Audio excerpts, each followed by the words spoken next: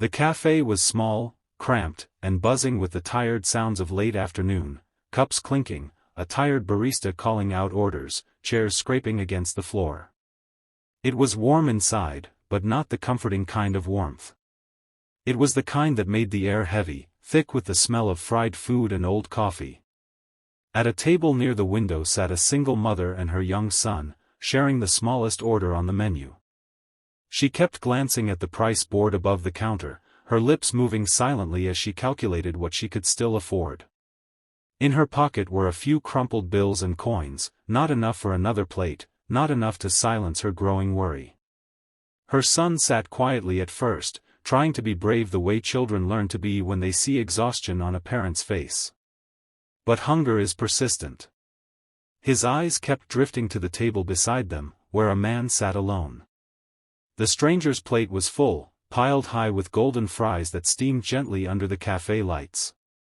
The boy swallowed hard. His stomach growled loudly enough that his mother noticed. She reached for his hand, squeezing it gently, whispering that they'd eat more when they got home. But both of them knew there was nothing waiting there. The man at the next table looked out of place, though she couldn't quite explain why. He wore a simple coat, but it was well fitted. His posture was calm, his face serious yet distant, like someone carrying a heavy past. He was staring at his phone but hadn't touched his food. To him, the cafe was a hiding place, somewhere no one knew his name, his worth, or the pressure that came with it. He was a billionaire CEO escaping a world that constantly asked him for more. The boy tugged at his mother's sleeve. "Mama," he whispered, his voice shaky, "can I have just a little more?" Her heart cracked. Pride told her to say no, to stand up and leave with what dignity she had left. But love pushed harder.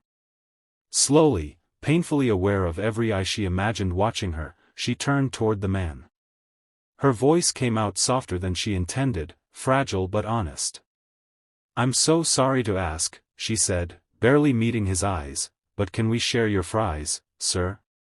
For a moment, time seemed to pause. The cafe noise faded into the background as the man looked up. She braced herself for rejection, for annoyance, for that familiar look people gave when they felt inconvenienced by poverty. Instead, his expression shifted, surprise first, then something deeper. Something human.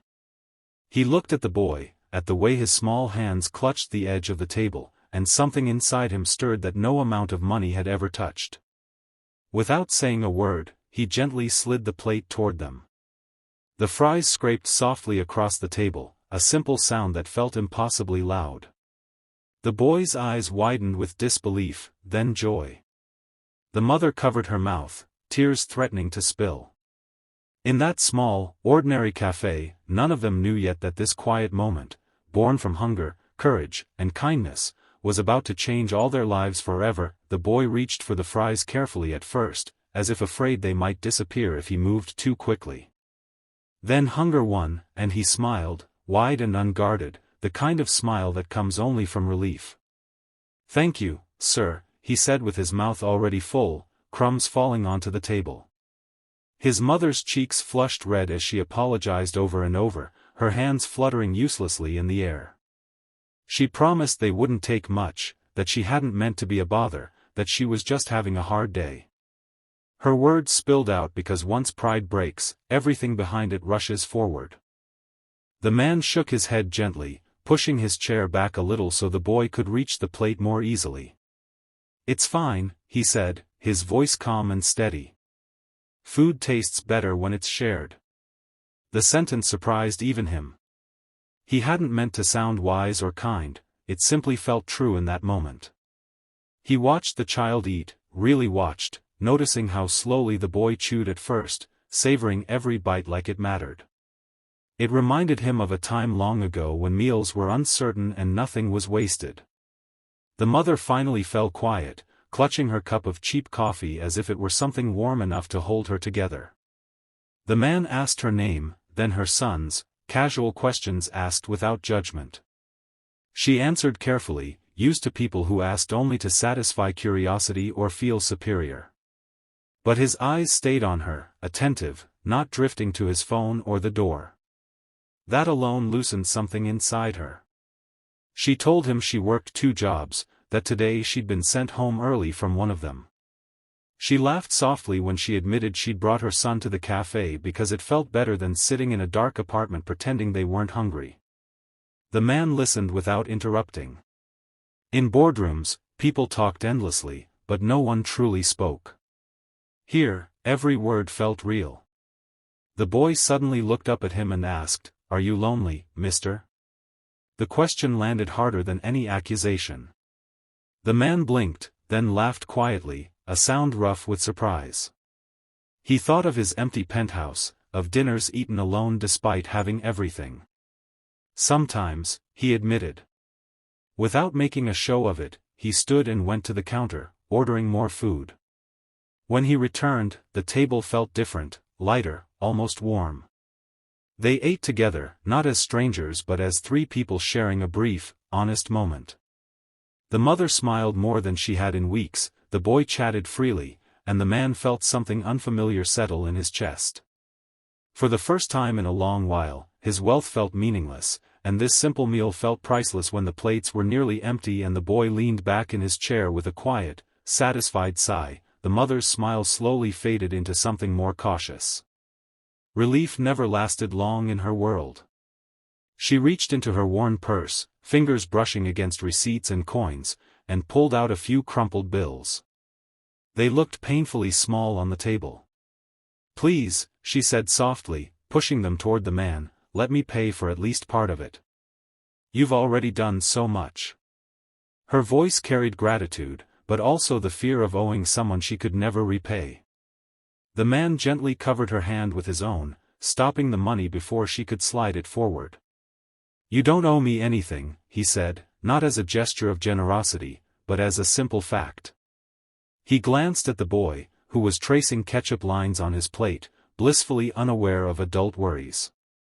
The man felt a pull in his chest he hadn't felt in years. He reached into his pocket and took out a card, plain, white, with only a name and an address printed neatly on it. No title. No company logo. He placed it on the table between them. "I'm looking for someone reliable," he said carefully. "Someone who works hard. Come here tomorrow if you can." The mother stared at the card as if it might vanish. Offers like this usually came with hidden costs or empty promises. She had learned to be cautious with hope. "What kind of work?" she asked, her voice barely above a whisper. He smiled, a small, reassuring smile. "The kind that pays on time," he replied.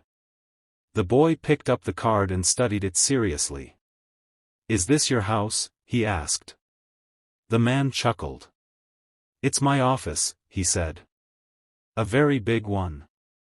The child nodded, satisfied, and handed it back to his mother with complete trust. That trust struck her harder than anything else. She folded the card carefully and slipped it into her purse like something precious. They stood to leave, and the man pulled out his wallet, paying the bill without looking at the total. At the door, the mother turned back.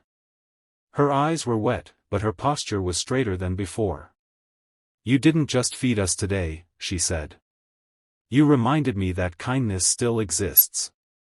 The man watched them walk out into the fading light, hand in hand, and felt something shift inside him. The next morning, when she stood in the gleaming lobby of the address on the card and learned who he really was, a billionaire CEO, embarrassment flooded her. She almost turned away. But when the elevator doors opened, he was there, smiling at her exactly the same way he had in the cafe. In that moment, she understood the truth. He hadn't helped her because he was rich. He had helped because, once upon a time, someone had shared their fries with him too.